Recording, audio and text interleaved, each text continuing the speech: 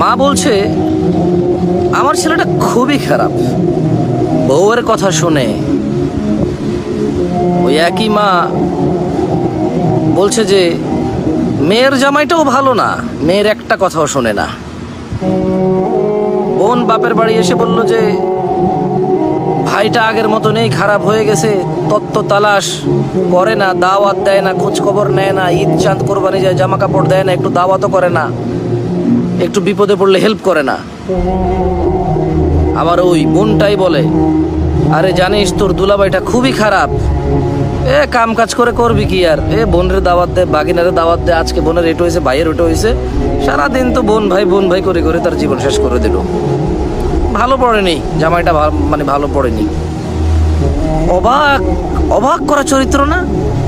মা তার ছেলের জন্য যে চরিত্রকে অপছন্দ করে, ঘৃণা করে, বদদোয়া করে, কিন্তু মা তার মেয়ের জামাইয়ের জন্য এমন চরিত্রের আকাঙ্ক্ষা করে এবং কামনা করে, দোয়া করে।